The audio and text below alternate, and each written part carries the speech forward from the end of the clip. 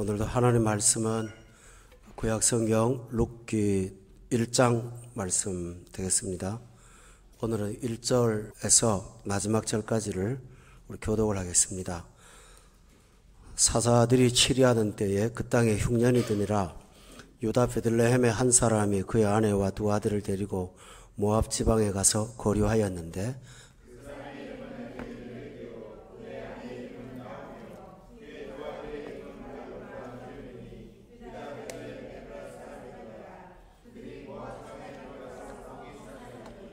나오미의 남편 엘리멜렉이 죽고 나오미와 그의 두 아들이 남았으며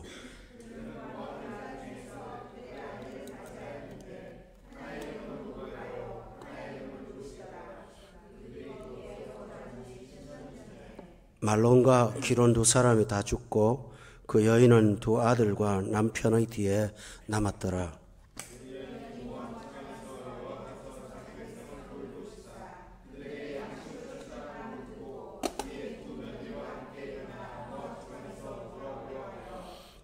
있던 곳에서 나오고 두 며느리도 그와 함께하여 유다 땅으로 돌아오려고 길을 가다가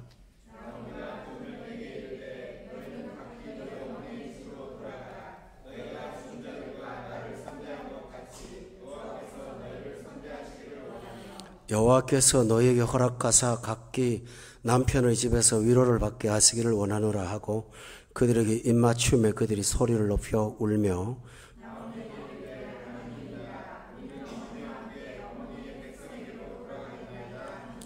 나오미가 이르되 내 딸들아 돌아가라. 너희가 어찌 나와 함께 가려느냐. 내 체중에 너희의 남편들 아들들이 아직 있느냐.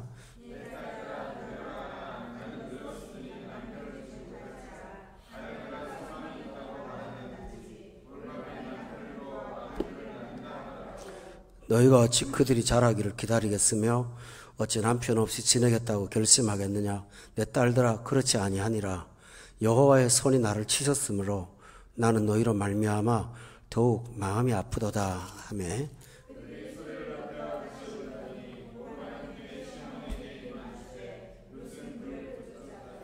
나오미가 또 이르되 보라 내 동서는 그의 백성과 그의 신들에게로 돌아가나니 너도 너의 동서를 따라 돌아가라 하니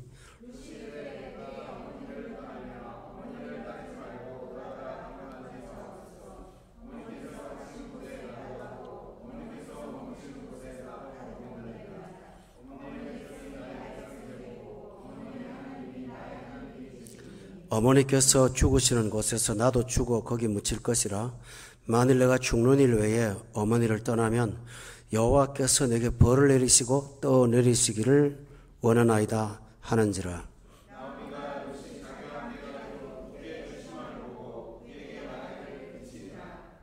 이에 두 사람이 베들레헴까지 갔더라. 베들레헴에 이를 때에 온 성읍이 그들로 말미암아 떠들며 이르기를 이가 나오미냐 하는지라.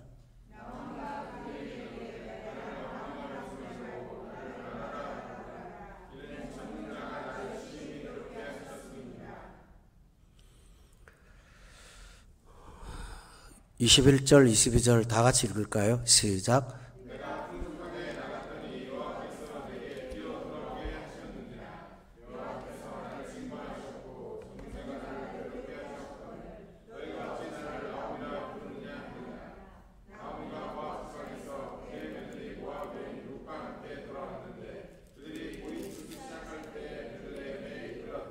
아멘.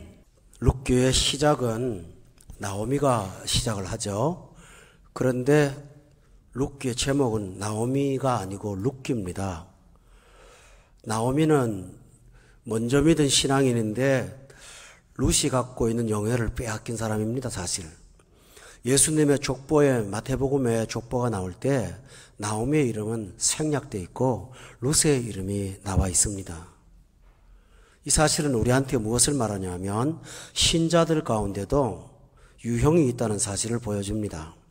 성경은 예수 믿지 않는 사람과 믿는 사람을 명확하게 구분해 놓습니다. 짐승으로 말할 때는 예수 믿는 사람은 양이고 안 믿는 사람은 염소로, 또 믿는 자와 믿지 않는 자를 하나님께서 구분할 때 그리스도 밖에 있는 자와 그리스도 안에 있는 자, 이런 식으로 명확한 구분을 합니다. 그리고 정확한 더 엄밀한 말로는 우리는 하나님께 대하여 살아난 존재고 예수 믿지 않는 사람들은 허물과 죄로 죽은 존재라고 말을 합니다. 우리는 성령을 따라 행하는 사람인데 예수 믿지 않는 사람은 육신을 쫓아 행하는 사람이라고 되어 있습니다. 우리는 하나님의 영광을 목적으로 사는데 불신자들은 자기 배를 위하는 존재라고 성경을 말합니다. 이렇게 극명한 차이가 있습니다. 그런데요, 예수 믿는 사람 안에도 두 종류의 차이가 있습니다. 하나는 육에 속한 자가 있고 하나는 영에 속한 자가 있습니다. 구원은 받았습니다. 그럼에도 불구하고 아직 육신에 속하여 사는 사람이 있고 구원받았고 영에 속한 사람이 있습니다. 여러분은 누구이십니까? 육에 속한 사람은 성경에서는 영적으로 어린아이라고 표현을 합니다. 그는 구원은 받았지만 평생 동안을 대부분의 생애를 다른 사람의 끌림을 받아 살지 다른 사람을 이끌고 사는 자가 결코 아닙니다. 많은 교회가 또 성도들이나 목회자들이 그 사람 한 영혼의 성장을 위해서 많은 에너지를 쏟아야만 되는 어떤 사람들을 육에 속한 사람이라고 합니다. 교회가 불신자를 구원하고 할 일도 많은데 그 사람 하나의 믿음을 키우는데 늘 마음에 고민을 하고 여러 사람이 권면하고 또 조심하고 올까 안 올까 염려하는 교회의 에너지를 많이 쏟게 만드는 그런 사람이 바로 육에 속한 사람입니다. 목회자가 기도할 때 육에 속한 사람은 마음의 기쁨을 갖고 기도하는 것보다는 근심을 갖고 기도하는 대상이 됩니다. 육에 속한 사람은 교회에 어떤 여러 가지 에너지와 자원들을 그 사람은 낭비하는 사람이지 그 사람을 통해서 유익을 얻는 경우는 거의 없습니다. 문제는 두 유형은 성경 교회 안에 분명히 있습니다. 그렇지만 다수가 영에 속한 사람이 되고 소수가 육에 속한 사람이 되었을 때 그 교회는 강하고 건강한 십자가의 군병이 될 줄로 믿습니다. 그러나 반대로 육에 속한 사람이 대다수고 영에 속한 사람이 소수라면 두 가지 문제가 나타납니다. 하나는 교회가 굉장히 약해요. 조그만 문제 하나만 일어나도 교회가 유리알처럼 깨집니다. 그리고 조그만 문제 하나만 일어나도 사람들이 마음에 강팍해지고 섭섭해지고 시험 들고 온갖 문제가 자꾸 일어납니다. 그런데 육에 속한 자가 교회의 절대다수를 차지하면 아예 진리에서 떠납니다. 이 세상을 사랑하여 나를 버리고 데살로니가로 간 대마처럼 돼버리는 거예요. 그래서 교회가 교회로 보이지 않고 사람들의 친교 단체로 보이기 시작합니다. 그렇게 되면 그들은 불편하지도 않고 부담도 없습니다. 왜냐하면 다 그러니까 갈등도 없고 양심의 가책도 없습니다. 어떤 경우에 그런 사람들이 교회를 옮깁니다. 옮겨서 영에 속한 자들이 많은 교회에 들어왔을 때 그들은 그것을 감내하기가 굉장히 어려워서 고통스러워합니다. 그리고 어느 순간부터는 자신이 정한 자기의 패턴을 고수하면서 그 고수하는데 복음을 믿는데 고수하는 것이 아니라 자기 패턴을 고수하는데 갖은 노력을 다함으로 하나님께 가까이 나갈 때 써야 되는 에너지를 하나님으로부터 멀어지는데 자꾸 에너지를 씁니다. 그 경우에는 교회는 뜨거우면 뜨거울수록 온도의 차이가 너무 많이 나기 때문에 점점 더 떨어지게 되고 결국은 장작 더미 속에서 불이 타던 장작 하나를 꺼내놓으면 그것이 꺼지는 것처럼 점점 사그라드는 그런 영혼들을 우리가 주변에서 굉장히 많이 보게 됩니다. 그리고 교회를 떠나게 되면 자기를 정당화하게 해서 거룩한 공동체를 모함하고 욕하는 죄까지 범하는 그런 불상사가 일어납니다. 그럼에도 불구하고 그는 분명히 구원받은 사람입니다. 나오미의 문제가 뭘까요? 그는 육에 속한 사람입니다. 첫째로 그가 육에 속한 사람이라는 사실은 평안을 추구한 사람입니다. 예루살렘이라는 경건한 삶보다는 모압이 주는 풍요를 더 우선시했던 사람이라서 본문 1장에 보니까 사사들이 치료하던 때에 그 땅에 흉년이 들었을 때 그 흉년 하나를 해결하려고 베들레헴을 떠나 모압 지방으로 갔습니다. 이 사람은 어떤 사람입니까? 육에 속한 사람입니다. 그러면 베들레헴에서 굶어 죽을까요? 아닙니다. 절대로 그렇지 않습니다. 1장 21절을 어제 지난 시간에도 말씀드렸습니다만 반복하겠습니다. 내가 풍족하게 나갔다고 분명히 말을 하고 있어요. 그러니까 흉년의 직접적인 피해자가 아니라 심리적 피해자일 뿐입니다. 심리적으로 엄습해오는 다음 해의 기근을 공포스러워한 나머지 믿음을 잃어버리고 눈에 보이는 다음 해에 보장된 모압으로 간 것입니다. 사람들은 하나님에 대해서는 보장됐다고 생각하지 않고 내가 들고 있는 보험, 노후 문제를 위해서 쟁여놓은 어떤 금액들, 통장에 있는 액수들이 여러분의 삶을 보장한다고 착각하고 있습니다. 그러나 성경은 이렇게 말합니다. 네가 쌓아놓은 것을 다른 사람에게 줄 것이고 쓸 수 있다고 성경은 분명히 말하고 있어요. 그래서 먹는 대로 누리는 심령을 살지 못하고 얻기는 많이 얻지만 마음속에는 늘 영적인 흉년에 처한 사람, 이런 사람이 바로 육에 속한 사람입니다. 그런데 놀라운 사실은 평안을 추구해서 평안을 얻으면 그나마 괜찮겠는데 평안을 추구했지만 언제나 하나를 버리면 하나를 잃게 됩니다. 흉년을 피해서 모압 땅으로 갔지만 본문에 보면은 2절에 보니까 두 아들의 이름이 나오는데 말론과 기론입니다. 이것은 매우 의미가 있습니다. 성경에 그 아이들의 이름을 구체적으로 기록하는 이유가 있습니다, 여러분. 이 말론과 기론의 이름이 뜻이 뭡니까? 질병, 병고, 기근, 고난이라는 뜻입니다. 이 말을 쓰는 까닭은 뭐냐 하면 모압 땅 10년 동안 그 집에서 질병도 안 떠났고 병고도 안 떠나고 늘 골골하고 늘 고생하다가 애들이 죽고 그런 아픔을 겪었다는 것입니다. 그러면서 남편도 죽고 애도 죽고 다 죽었습니다. 흉년은 피했지만 죽음과 질병을 피할 수가 없었던 것입니다. 여러분, 시편 기자는 이렇게 말합니다. 하나님을 피난처로 삼는 자가 복이 있을진저. 이 사람은 모압을 피난처로 삼았습니다. 근데 세상 사람들은 뭐라고 합니까? 하나님께 피한 사람을 향하여 왜 네가 모압으로 가지 않냐? 모압으로 가면 되는 거야 라고 말을 합니다. 우리는 누구의 귀에 말에 귀를 기울입니까? 세상 사람들이 말하는 모압으로 가라는 귀에 자꾸 귀를 기울입니다. 시편 기자는 말하기를 내가 여호와께 피하였거늘 너희가 나에게 새처럼 산으로 도망하라 하면 어쩌미냐라고 했습니다.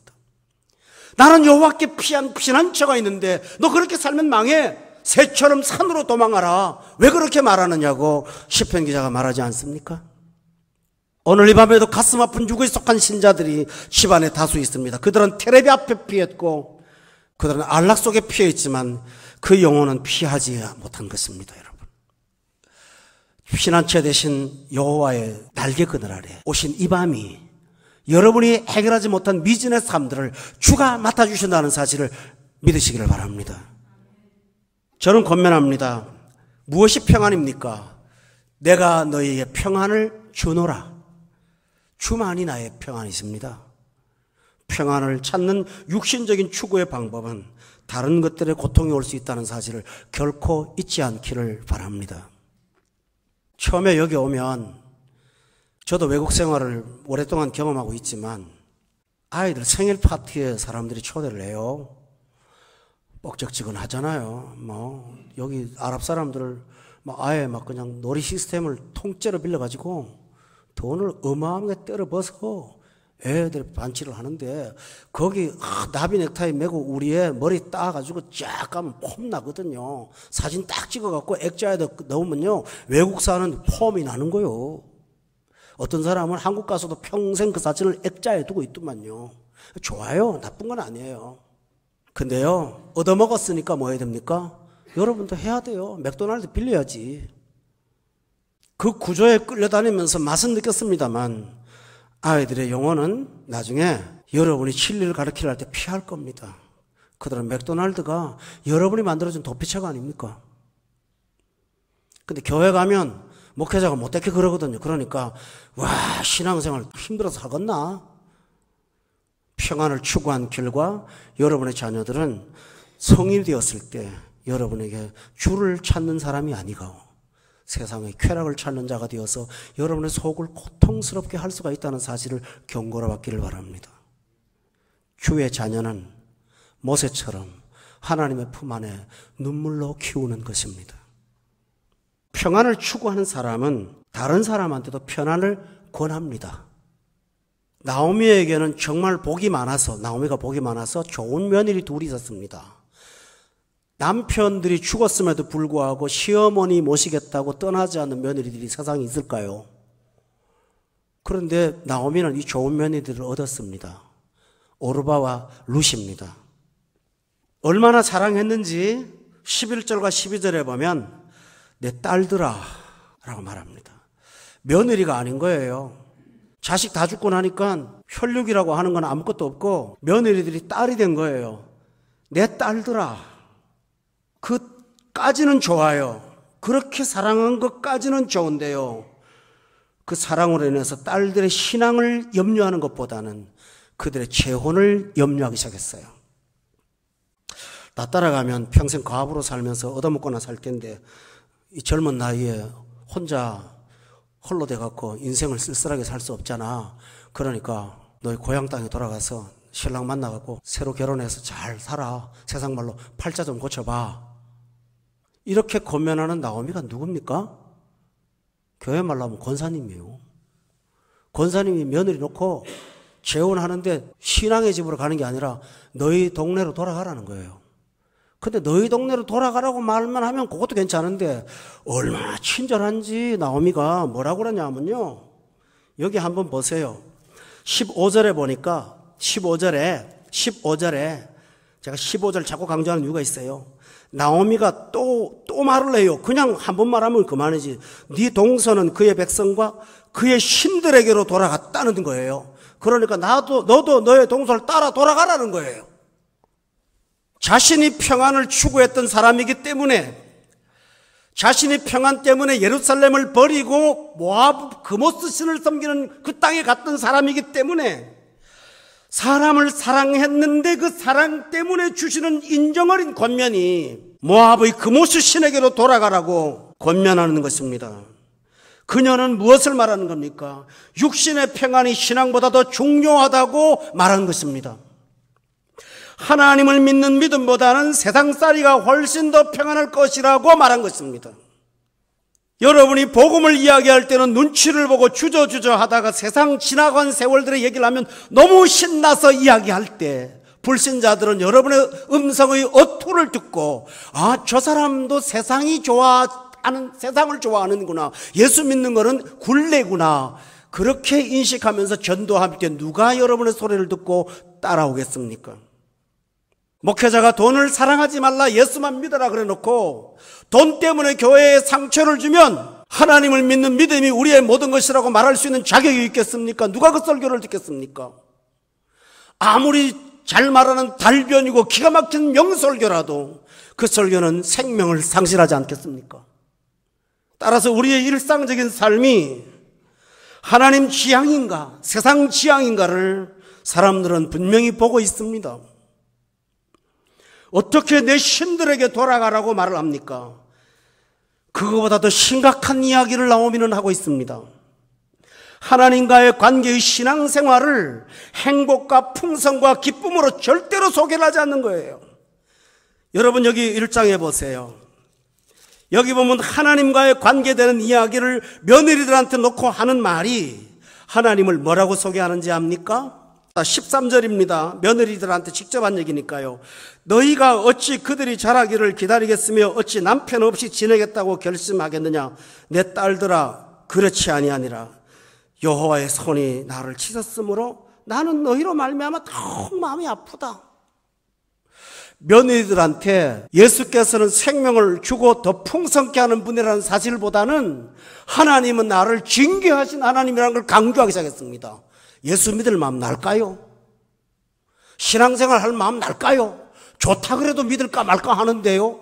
하나님이 나를 때렸고 비웠고 괴롭히고 고통스럽게 하는데 너는 신들에게 돌아가면 편안하게 살 수 있다 하니 그 말 듣고 누가 예수님을 환영하겠습니까? 여러분의 어투를 점검하시기 바랍니다. 신앙생활을 하는 여러분의 삶의 모습이 기쁨이 넘치는 삶이 아니라 교회를 가는 책가방을 들고 가는 여러분의 얼굴에 온갖 근심과 두려움으로 교회를 가면서 찌뿌둥한 모습으로 가는 여러분의 모습들을 가족과 주변이 볼 때 그들은 예수를 믿는 것은 고통이구나. 여러분의 몸이 그렇게 말하지 않습니까? 집에서 어쩌다가 남편과 와인 한잔할 때는 아주 행복한 황혼의 저녁을 보냅니다. 그러나 교회 가는 황혼의 저녁을 갈까 말까 하다가 간다고요. 그러니까 속으로 저렇게 갈등할 건 모르다뇨. 신자는 머리부터 발끝까지 내 삶이 하나님의 영광을 나타내는 도구가 되어야 되는데 다른 사람들한테 하나님을 어려운 분으로 만들어주는 경우가 아닌지요. 우리 자신들을 날마다 점검하시기를 주의 이름으로 축원합니다. 이런 영성이 없으면 기도도 안 돼요. 내가 뭘 잘못한 게 있어야죠. 그러니까 기도가 나올 때는 뻔한 거예요. 직장 떨어지거나 애가 학교 떨어지거나 문제가 생기면 그때는 절박하게 기도가 나오지만 평안을 추구할 때는 아무도 오지 않아요. 시편에 보면 세 종류의 의뢰를 하는 사람이 있습니다. 첫 번째 의뢰하는 사람은 불신자입니다. 내 마음은 흔들리지 않은 평안을 갖고 있어. 근데 그 근거가 뭔지 압니까? 하나님이 없어.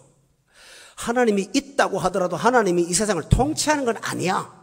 그러니까 내가 평안할 수 있어. 그렇게 말하는 완전한 불신자가 있는가 하면 예수 믿는 사람 중에 어떤 사람이 있습니다. 시편 기억날 거예요. 내가 형통할 때에 내가 형통할 때에 영원히 안전하다 하였다라는 사람이 있어요.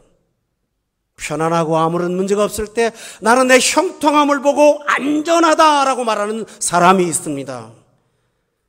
그러나 참된 신자는 내가 여호와를 의뢰하였더니 내가 안전하도다 그렇게 말하는 사람이 아니겠습니까? 나오미는 하나님은 나를 징계하시고 벌을 주시는 공의의 하나님, 그분은 나를 비오더라오게 했고 나를 말하러 만들었고 나를 힘들게 만들었고 나는 너무 힘들어. 그것 때문에 내 마음이 아파. 13절에 보세요. 여호와의 손이 나를 치셨으므로 나는 너희 때문에 더욱 마음이 아프다. 나 같은 매 맞는 사람한테 따라다니면 너는 도매꿈으로 매를 맞는다. 자꾸 그런 말을 해대니 어떻게 갈 마음이 생기겠습니까? 그런데 참 며느리들 좋습니다. 그래도 안 가겠다고, 어머니 따라가겠다고 울고불고 치맛자락 붙잡았습니다. 참 불공평하실 때가 있다는 생각이 들어요. 우리 같은 사람은 막 죽으라고 예수 믿으라 그래도 안 따라오면서 이렇게 거꾸로 말을 해도 엄마 따라가겠다고 난리치는 며느리를 보면 참 복에 복을 받은 사람입니다. 난 여러분들 볼 때는요, 미안합니다만 목사의 100분의 1도 안 사는 분도 많은데 나보다 훨씬 더 잘 살고 다 잘 되고 그럴 때 보면 하나님 왜 그러세요? 나한테는 이렇게 힘들게 하시는데도 그냥 놔두시면서 저 사람들은 아무것도 안 하는데 왜 이렇게 잘 됩니까? 저도 가끔 시편 73편에는 악인의 형통을 보고 미끄러질 뻔할 때가 있습니다. 여러분 아닙니까? 그러나 나중에 압니다. 그들의 형통을 보고도 질식은 할지 몰라도 그거 가지고 가지는 않습니다. 왜냐하면 그거 아니라는 건 알거든요. 따라서 여러분이 편안을 추구하는 사람은 나도 모르게 편안을 권하는 사람입니다. 여러분 그 결과가 뭡니까? 주어진 영혼 다 놓쳤습니다. 오르바 돌아갔죠? 아들 다 죽었죠? 남편 죽었죠? 그가 육신에 속한 신자의 주변에 있는 사람들의 영혼이 풍성해집니까? 병 들어갑니까? 심각한 문제죠. 우리의 몸을 의의 병기로 사용해야 되는데 나도 모르게 불의의 병기가 된 거예요. 아브라함의 조카 롯이 그렇지 않았습니까? 소돔과 고모라에서 한 사람의 영혼도 건지지를 못하고 자기 사위들까지 다 망하고 자기 부인까지 망했습니다. 여러분, 예수 믿는 사람이 영혼을 얻어야 되는데 가서 영혼을 잃어버리고 와서 겨우 구원을 받았다고요. 구원은 분명합니다. 천당의 안방은 갈 것입니다. 분명합니다. 그럼에도 불구하고 이 땅에 사는 삶에 그가 생산한 영혼은 없습니다. 오히려 죽인 영혼만 주변에 있습니다. 그가 걸어온 발자취에 많은 사람들이 그의 신앙의 영향 때문에 쓰러지고 넘어지고 자빠지고 쓰러진 사람이 굉장히 많습니다. 나 하나 신앙생활 나태한 것이 나로 끝나는 것이 아니라 나를 쳐다보았던 어떤 사람의 마음속에 담대함을 줍니다. 저 사람, 저 집사가 저렇게 있다면 나도 뭐 저녁 예배 빠지면 되는 거지?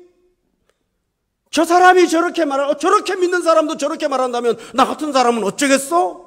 어떤 연약한 심령을 죽이는 것이 아니겠습니까? 맞아요, 틀려요? 우리 신자들은 이 부분이 얼마나 심각한지를 모르는 거예요. 어떤 목회자는 예배 중에 카톡을 했대요. 그걸 성도들이, 어떤 성도, 또 믿음 없는 성도가 반쪽 눈 뜨고 기도 중에 봤단 말이에요. 뭐라 그럴까? 그 시간에 내가 잘못한 게 문제가 아니라 그 옆에 있는 영혼 다 죽이는 거 아닙니까, 여러분? 사람 죽이는 거요. 우리는 살리려고 왔지 죽이려고 온 거 아니잖아요. 저는 다른 건 몰라요. 그러나 아침마다 내가 행동하는 액션, 내 바디랭귀지, 내 표정 하나가 사람을 살릴 수도 있고 죽일 수 있다는 사실을 아십니까? 나는 그걸 늘 의식을 합니다, 여러분. 안 할 수가 없어요. 목이 메어서 말씀을 전하고 하나님을 따라가다 보면 생명들이 굴뚝 일어납니다, 옆에서. 생명들이 막 일어나요, 움직여요. 어젯밤 남자반 공부 중에서도 영혼들이 꿈틀꿈틀 움직이는 게 보여요. 눈시울이 붉어지면서 주님을 붙잡고 막 뜨거워하는 어떤 영성이 보여요. 어떤 분은 하는 말이, 나 목사님한테 세례 다시 받으면 안 되냐고. 이제 세례는 2번 받는 게 아니라고 그랬더니, 왜 그러냐 그랬더니 제대로 한번 받고 싶다고. 이게 뭐죠? 사도행전 7장에 나오는, 8장에 나오는 넷이 간다게가 빌립의 전도를 받고 물 있는 곳에 가다가 나 세례 좀 주세요 하고 말했던 것처럼 영혼이 살아나면 씻고 싶어요. 여러분 주변에 여러분 때문에 자극을 받아서 여러분의 짠맛을 느껴서 주님에게 목말라 하는 영성을 갖게 되는 사람들을 본 적이 있습니까? 없다면 회개하시기를 바랍니다. 우리는 세상에 보내어진 소금 빛이 뿐만 아니라 여러분은 부활의 증인이 되신다는 사실을 믿으십니까? 그렇게 사시기를 예수 이름으로 축원합니다. 그저께인가요? 우리 교회 임증예배 드리고 돌아가서 이병국 목사님, 기도하신 목사님이, 그분 말을 길게 하는 분이 아니에요. 장문의 메일 보냈어요. 도착하자마자 썼나 봐요. 목사님 너무 좋아요. 너무 좋아요. 너무 좋아요를 3번 했어요. 제가 너무 귀한 경험을 하게 해서 감사합니다. 그 감격을 잊지를 못해요. 예배 시간에 참석해서. 목회자들은 먹어본 사람이 안다고 영혼을 알잖아요. 목사님들은 임직식이 마치고 난 다음에 안녕히 가시라고 난 되게 피곤했거든요, 그날. 근데 안 가신다네. 말 좀 더 하자는 거예요. 그래서 이분 바투타에 그 시끌벅적한 커피숍에 앉아가지고요, 그 쓰디쓴 커피 마셔가면서 10시 반까지 얼마나 마음에 있는 쏟아놓은 얘기를 하면서 어떤 사모님이 나오면서 시기를 펴면서 어우 시원해 이러고 가시는 거예요. 그분의 어우 시원해는 몇 개월 만에 나타난 말이거든요. 저는 그때 기뻐요. 아, 우리 교회가 영혼을 살리는구나. 시든 영혼 살리는구나. 아멘? 그게 우리가 할 일 아닙니까? 맞아요, 틀려요? 그게 우리가 할 일이에요. 임직식이 형식만이 아니라 그 시간은 사람 살리는 시간이에요. 살은 사람은 세워야 되고 죽은 사람은 살리는 거, 나는 그 컨셉을 갖고 와요. 하나님 앞에 온전히 쓴 영혼들은 잘 양육해서 하나님 앞에 온전한 사람으로 세우는 것이 목회의 목적이요. 왜냐하면 예배소서에 보면 그들을 그리스도의 사람으로 세우는 것이 교회가 할 일이라고 그랬잖아요. 죽은 사람은 살리는 거예요. 우리는 이런 목적으로 무슨 일이든지 프로그램을 진행할 때 그 프로그램 통해서 기쁨보다 더 중요한 거, 영혼을 얻을 수가 있습니다. 할렐루야. 그런데 나오미의 주변을 보세요. 결국 그러다 남편 죽고, 꼭 직접적인 책임을 할 수는 없지만 자식 다 죽고 오르바 울면서 가고. 보세요. 그 주변에 하나, 둘, 셋, 넷, 5명 있죠? 5명 중에 몇 퍼센트 건진 겁니까? 80% 다 죽고 20% 건진 거예요. 그렇죠? 여러분 그래야 됩니까? 거꾸로 해야 됩니까? 우리가 아무리 완벽해도 아마 80% 되면 좋겠죠? 근데 반대로 살잖아요. 하나님 앞에 갔을 때 여러분은 생을 결산하게 될 겁니다. 너를 통해서 구원을 받고 너를 통해서 생명을 얻은 자가 몇 명이나 있어? 세어봐. 우리는 그것을 결산해야 될 줄로 저는 믿습니다. 할렐루야. 따라서 중간 결론은 뭐냐 하면요, 나오미처럼 되지 말자는 겁니다. 나오미처럼 되지 말자. 나오미는 룻이라는 이방의 며느리 때문에 덕보고 복받고 잘나고 은혜받고 나중에 그러고 살았어요. 다시 말하면 이 영적으로 육에 속한 나오미를 초신자 룻이 그 사람을 다시 한번 회복시켰다고요. 그는 먼저 믿은 자가 나중 믿은 자의 은혜로 인해서 회복이 겨우 됐던 불쌍한 사람이에요. 여러분, 나오미가. 맞죠? 그러니까 하나님이 구원은 받았지만 주의 구원의 이름책에 그가 등재가 되지 않았어요. 예수님의 족보예요.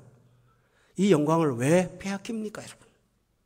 오늘 밤 결단하시기 바랍니다. 절대로 육에 속한 자에 머물지 않기를 원합니다.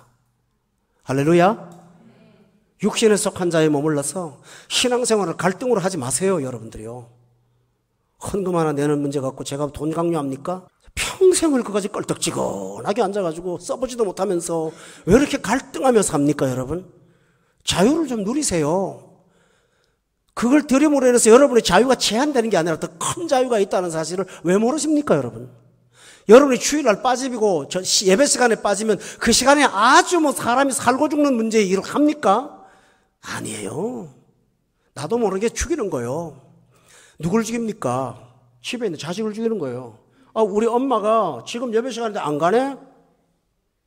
나중에 눈 뜨고 나서 그 자식 믿음을 키우기 위해서 눈물 콧물 다 흘려도요. 안 됩니다. 정말 안 됩니다. 따라서 여러분은 사람을 죽이지 마시고 우리 한번 결심합시다. 따라합시다. 사람을 살리자. 아멘?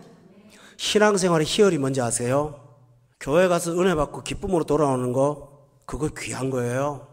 성도들 교제하는 거, 그거 귀한 거거든요. 근데 진짜 내 자신이 세상 말로 완전 천당 가는 그 기쁨의 순간은 언제인지 압니까? 나로 인해서 어떤 영혼이 살아나요. 내가 전한 예수를 믿고 그 집안이 살아나요. 그러면서 그 집에서 막 울컥울컥하고 하나님의 증거가 나타나면요, 여러분이 놀랍니다. 아, 하나님 계시는구나. 그때 놀란다니까.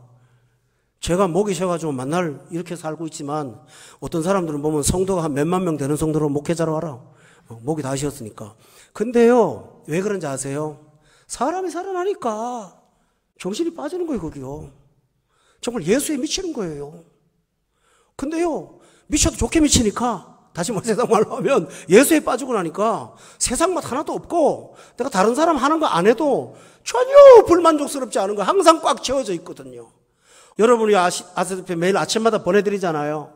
그 글을 쓰는데 저의 고통이 요즘에 뭐냐 하면요, 고통이라고 표현하면 좀 잘못됐습니다만, 제가 힘든 거는 뚜껑만 열면 너무 말씀이 좋으니까, 하나님의 말씀이 너무 좋으니까, 구절 자체가 설명도 필요 없이 붙잡히니까, 이 구절 저 구절 딱 보다 보면 너무 붙잡히니까 그 말씀을 붙잡는데 너무 분량이 많아서 내 용량으로 다 감당을 하지 못해서 오늘 아침 일어나서 우리 선생님들 만날 때까지 쓰고 나니까 나중에는 몽롱한 거예요. 피곤해갖고 지쳐갖고. 근데 그 피곤함이 얼마나 행복한 피곤함인지 아세요? 할렐루야? 할렐루야 하니까 그냥 아멘 하는데 뭔 모르죠. 해보세요. 그게 얼마나 좋은지. 그래서 오늘 아침에 한 달치를 다 써버렸어요, 그냥. 다 써놓고 읽고 또 읽으니까 내 머리에서 왜 이런 게 나오나 싶고 너무 감사하고 그 충만한 생활을 하는 거예요. 우리 집사람 은혜 받은 것 같고 한국에 처제를 붙잡고 전화하면서 둘이 또 몇 시간 끝난지 몰라요. 그 간증을 하면서 자매가 즐거워하고 기뻐하고, 또 김영사님 만든 편집한 인터넷 사이트에 들어가서 읽고 감사하고, 왜 다음 주 거 안 나오나, 어떤 분은 주기도문 두 번째 거 왜 안 올라오냐고 저한테 항의하고, 이러는 기쁨이 있다고요. 그러다가 제가 부담 주는 거 아니고. 이게 뭐죠? 사람 살리는 거잖아요. 그죠? 사람을 뭐 한다고요? 살리는 거라고요. 우리 평생 오늘 이 말 기억하세요.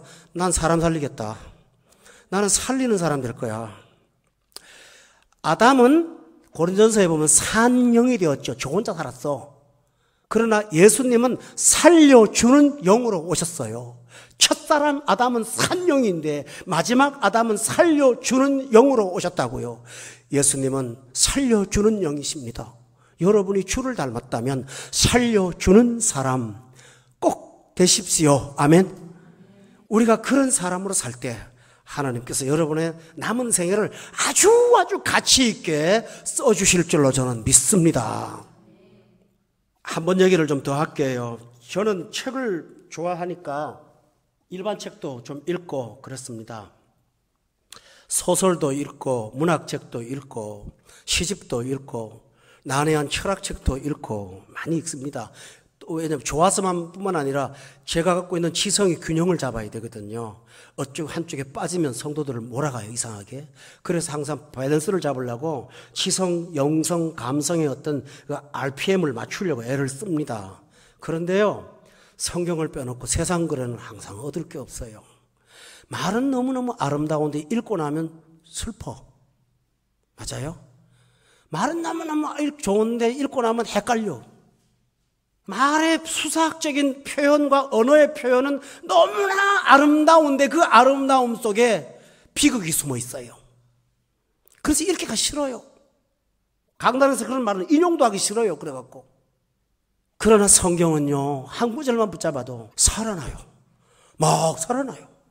에스겔이 환상을 봤잖아요. 뼈들이 골짜기에 가득했는데 주의 말씀 대언하니까 뼈들이 딸락 붙기 시작했어요. 가죽이 싹 붙으면서 살이 차지면서 힘줄이 사생하면서 생기가 빡 일어나잖아요. 죽은 시체들이 일어나는 것을 보면서 이것이 이스라엘의 회복이라고 하나님이 가르쳐준 것처럼 주의 복음은 마른 뼈들을 생명체로 바꾸는 능력이 있어요. 힘. 할렐루야. 이 능력이 있어요. 따라서 여러분은 사람을 살릴 수 있기를 바랍니다. 둘째로는 큰 둘째입니다. 반대로 룻의 믿음을 보겠습니다. 이 사람은 영에 속한 자입니다. 영에 속한 자는 고린도전서에서 하나님의 깊은 것을 아는 사람이라고 했습니다. 그는 하나님의 영광을 위해 삽니다. 여러분, 사람이 말 한마디에 그의 신앙이 다 있어요. 16절에 보면 룻의 믿음이 정말 정확하게 나옵니다. 16절, 17절 다 같이 한 목소리로 읽겠습니다. 시작.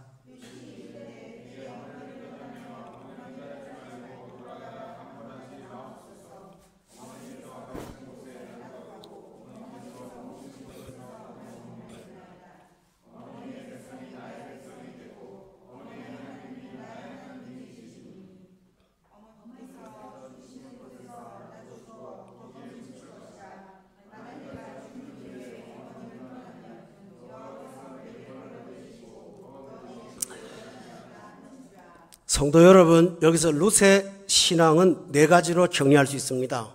우리가요, 세상에 나가서 사람을 살리려면요, 너 믿어라고 말하는 게 아니고요, 그 전에 그래야 되죠. 너 믿어라고 말하는 것보다 먼저 하는 게 나는 이렇게 믿는다, 간증하는 거예요. 전도가 먼저 간증이 되면 사람들은 내가 갖고 있는 뜨거운 확신을 보고 끌려옵니다. 맞아요? 오늘 어떤 현대인들이 말했습니다. 현대의 가장 큰 문제가 뭐냐 하면 따를 깃발이 없다는 거예요. 무슨 말인지 아시겠죠? 따를 깃발이 없다 지금은.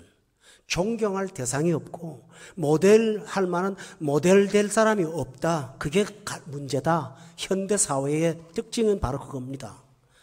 그런데 그 따를 만한 깃발이 없다는 게 뭐냐면 모두가 다 확신이 없는 거예요. 가보면 자기 자신에 대해서 확신이 없는 사람이 뭘 권고합니까? 그러다 보니까 사람들이요, 어떤 사람이 확신을 가지면 무조건 따라갑니다. 대부분의 사람들이. 근데 확신 가진 사람 중에 두 종류가 있습니다. 하나는 미친 사람이에요. 난 이단에 빠진 사람들은 미친 확신을 가진 사람들이에요. 제정신 아닌 거거든요. 근데 이 세상은 그러니까 예수 믿는 신앙의 확신을 안 가지면 미친 광인을 따라갑니다. 제 말 틀려요? 따라가 보면 제정신 아닌 사람들이다. 정상적으로 그렇게 사는 사람들이 아니에요. 그런데 현대인들은 확신이 없기 때문에 그런 가짜 확신이라도 끌려다닙니다. 그래서 여러분은 참 확신을 가져야만 사람을 살릴 수가 있습니다. 참 확신이 뭘까요? 여러분 여기 16절에 보면 룻의 고백 중에 중요한 고백이 있습니다. 16절 끝에 보세요. 어머니의 하나님은 나의 하나님이십니다.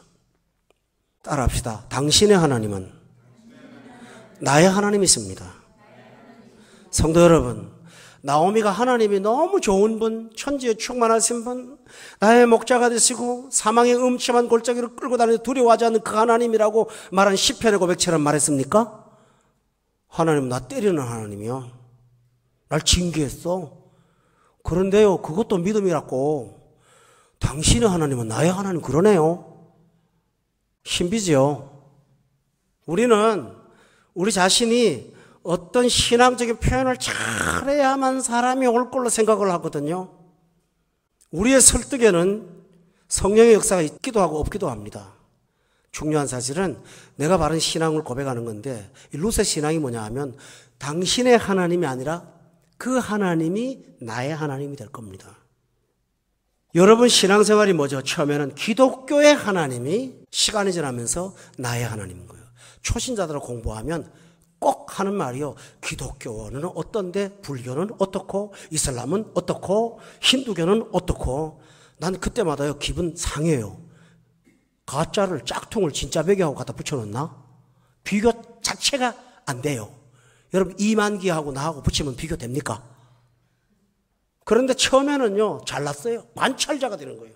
구도자가 아니고요. 구도자가 먼저 구원을 구하는 도자잖아요. 근데 구도자가 아니라 신앙생활을 관찰자, 팔짱 딱 관찰하는 거예요. 하나님? 누구? 그러니까요 관찰을 편리하게 하도록 복합 종교가 생깁니다. 그게 원불교입니다. 부처님도 좋고 하나님도 좋고 다 짬뽕으로 다 섬기는 거예요. 그래서 동그라미야. 아시겠죠? 뭐 마음 수련회 다 뭐 그런 다 그 유형이에요. 다 유형. 다 그거예요, 여러분. 혼합 종교라고요. 싱크리티즘이라고 전문 용어로 그렇게 말해요. 다 신론에 빠지는 거예요. 그러나 참 믿음의 사람은 관찰자가 아닙니다. 나의 하나님. 아멘. 내 연구 대상이 아니고, 내 토론의 대상이 아니고, 비교의 대상이 아니고, 자기가 뭐라고 건방지게 하나님을 갖다 비교하고 관찰합니까? 이 굉장히 건방진 거거든요. 맞아요? 불경스러운 거예요, 그거는. 감히 어떻게 하나님을 우상의 돌과 비교를 합니까? 어떻게 돌과 비교를 합니까? 여러분, 하나님이 두렵지 않으세요? 천지에 충만하신 광대하신 하나님을 사람이 만든 돌짝 하나를 가지고 하나님을 비교하는 이 어리석은 불경을 어떻게 여러분이 서슴없이 저지릅니까? 관찰자가 되면 그렇습니다. 신앙은 관찰자에서 벗어나서 구도자에서 벗어나서 하나님은 나의 하나님. 따라합시다. 나의 하나님. 이 신앙의 고백은 따를 만한 깃발이 없는 이 세상에서 신뢰를 하게 만들 줄로 믿습니다. 두 번째로 룻은 이런 고백을 했습니다. 16절에 보니까 하나님이 나의 하나님이라면 그 위에 어머니의 백성은 나의 백성이 된다고 고백합니다. 다시 말하면 무슨 말이죠? 하나님을 내가 섬겼으니 하나님을 섬기는 공동체 안에 있는 형제들은 나에게 형제가 되고 자매가 되는 가족입니다. 고백하는 것입니다. 어떤 사람들은 예수는 믿는데요, 예배 마치면 뭐가 그리 급한지 빨리빨리 가버리고 따로 놀아요. 항상 그 예배당 끝에도 저 끝자리 가서 앉아있다가 슬그머니 빠져나가고. 믿기는 믿는데요, 여러분들하고 나하고 달라. 참 신앙은 어머니의 백성이 나의 백성이 되는 거죠. 어머니의 하나님이 나의 하나님이라면 어머니의 백성은 나의 백성이 되는 것입니다.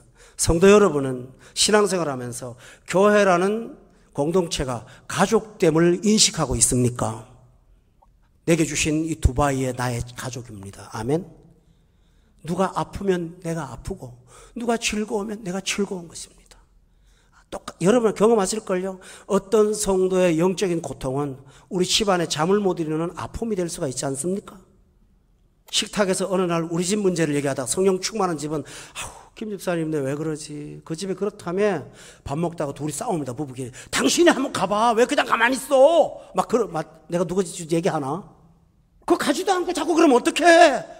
그러니까 부인이 하는 말은 당신이 그 집 남편을 좀 만나서 해야 될 거 아니야. 가만 보면요 거룩한 싸움을 싸우고 있어. 자기 집 얘기는 어딘가 사라져. 어느 날 성령 충만하다 보면 우리 집에 돈이 얼마, 그런 게 의식이 집에 식탁에서 대화는 없고 하나님의 공동체를 위한 고민 속에 빠져 있으면서 고통스러워하고 힘들어하고. 그게 왜 그럴까요? 어머니의 백성이 나의 백성이 되었기 때문입니다. 맞죠? 만약에 여러분이 그렇다면 어머니의 백성을 나의 백성으로 삼는 사람은 사람을 죽이는 사람이에요? 살리는 사람이에요? 살리는 거예요.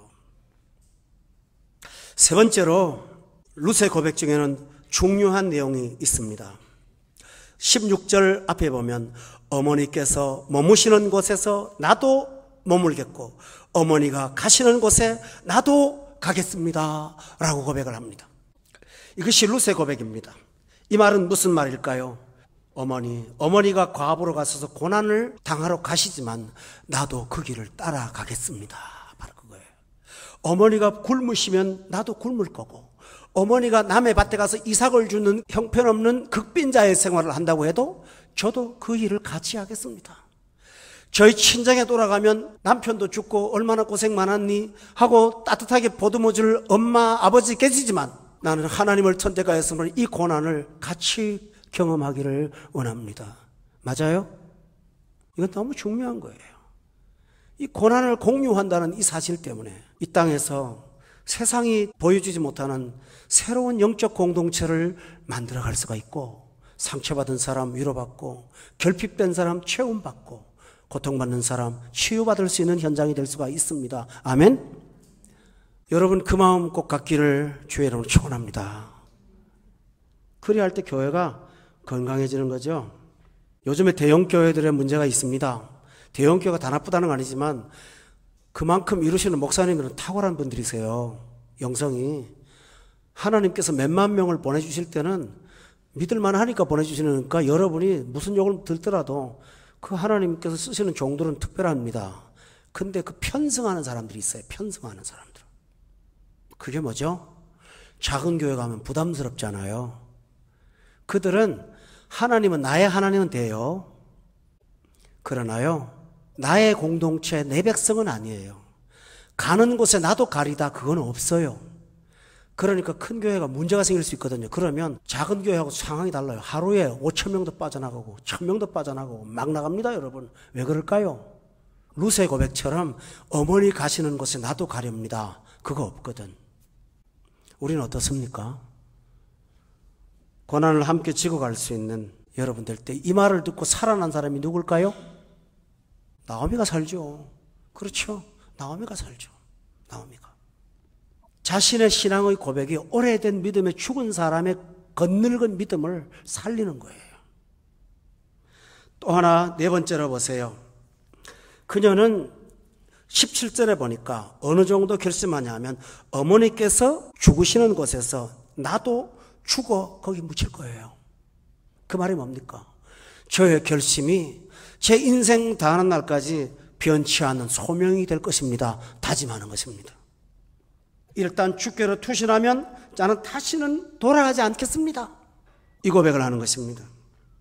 저는 제 친구가 목회하는 시골 교회에 가서 참 귀한 믿음의 가족을 봤습니다. 그 전라북도 황금 부기면이라고 하는 그 이름도 참 재밌죠. 황금의 부기면. 근데 못 삽니다. 이름을 잘못 지었는지 잘못 살아요. 그 마이산 옆에 있는 데인데 거기 있습니다. 시골 교회니까 농촌 교회라서 그 성도들의 대부분이 다 연세가 많으세요. 근데 젊은 가정이 딱 한 가정이 있더라고요. 그 한 가정이 목사님 사택 바로 옆에 살아요. 근데 그분이 농협의 지점장이에요. 시내에. 상당히 차를 타고 가야 돼요. 시내에도 집이 있어요. 그런데 일부러 남루한 낡은 집, 옛날 구옥에 와서 사시는 거예요. 왜냐하면 우리 교회가 다 노인들만 있는데 내가 떠나면 교회가 안 된다는 거예요. 100년을 이어온 이 선조들의 신앙의 유산인데 이걸 버릴 수가 없는 거예요. 장로님의 아들이거든요. 아버님은 돌아가셨어요. 장로님도 아니에요, 이분은. 그럼에도 불구하고 그 교회를 섬기려고 두 부부가 그곳에 함께 거정을 보면서 참 눈물이 찡하더라고요. 여러분, 누가 힘없겠습니까? 밤마다 이쪽 벽 너머에 따뜻한 온기가 느껴지는 그 가정을 보면서 목사님이 얼마나 위로를 받을까요? 그래서 제가 그 목사님한테 당신은 참 행복한 사람이야 그랬더니 맞아, 목사님 나도 알고 있어 그러더라고요. 여러분, 되어주지 않겠습니까? 두바이 떠나지 마세요. 같이 삽시다. 전 여러분이 함께 있기를 원합니다. 룻이 바로 이런 믿음을 가졌습니다. 여러분, 오늘 짧은 결론 내리고 다음 시간에 말씀드릴게요. 룻이 결심한 대로 고생 다 했습니까? 아니요. 놀라운 건요, 결심만 했지 고생은커녕 황금 부귀 누렸습니다. 가는 데마다 뭐 주지, 가는 데마다 칭찬하지, 부자 되지, 가문에 들어가지, 뭐. 그죠? 하나님이 보시는 거는 그의 결심이고요. 하나님 보시는 건 순종하겠다는 믿음이고요. 그 다음에는 하나님이 알아서 하십니다. 이게 믿음의 신비입니다. 고생해도 좋아했을 거예요. 그런데도 불구하고 하나님은 룻의 신앙을 보상하셨습니다. 상상할 수 없는 보상을 하셨습니다. 신자의 비밀이 바로 여기 있습니다. 세상을 다 버리고 헌신했는데 거기에 내가 상상하지 못하는 나를 위한 놀라운 보물들이 나를 기다리고 있는 것입니다. 저는 두바이에서 여러분이 하나님과 함께 저와 동역하면서 이 풍성함을 여러분 가정에 누리기를 기도하겠습니다. 하나님이 여러분의 가정에 복을 주셔서 좋은 소식이 들어올 때마다 저는 마음이 어떤지 압니까? 그렇다고 제 통장에 돈 들어와요? 아니잖아요. 근데 제가 즐거운 거 뭔지 아면 여러분 속으로 생각할 때, 지금부터 헌금이 늘겠구나. 아니요. 그 생각 안 해요. 제일 먼저 기쁜 것은 저 가정의 믿음을 하나님께서 저런 식으로 보상하심으로 보여주시는 것에 대해서 너무 감사하고, 여러분이 그걸 힘입고 힘을 얻어 더 나아가는 그 밝은 신앙의 발걸음 때문에 제가 기뻐하는 거예요. 힘나겠구나. 에너지가 떨어질 만하면 또 한 건 터뜨리시겠죠, 뭐. 그렇게 걸어가시는데 지나온 생을 돌아보면 헌신된 가정이 얼마나 풍성한 복을 받는지를 저는 늘 목도하고 있습니다. 사랑하는 교회 여러분, 오늘 밤 여러분에게 다시 한번 묻습니다. 육신에 속한 그리스도인 나오미와 같이 살기를 원합니까? 아니면 초신자임에도 불구하고 영에 속한 그리스도인 룻에 속하기를 원하십니까? 기도하겠습니다. 사랑하시는 주님, 이렇게 설교를 하고 들음에도 불구하고 세상의 뿌리들이 너무 깊어서 우리는 하나님께 다가간 룻보다 나오미에 가까울 때가 얼마나 많은지 모릅니다. 주님, 이 밤에 결단하게 도와주세요. 이 밤에 결심하게 도와주세요. 나오미의 길을 버리고 룻의 삶을 살겠다고 결단하게 도와주시옵소서. 하나님이 기다리시는 것은 그 결단이고, 그 결단 이후의 삶은 내가 가보지 못한 위대한 나라, 풍성한 나라를 맛보는 것이 될 줄로 믿게 하여 주시옵소서. 예수님의 이름으로 기도드렸사옵나이다. 아멘.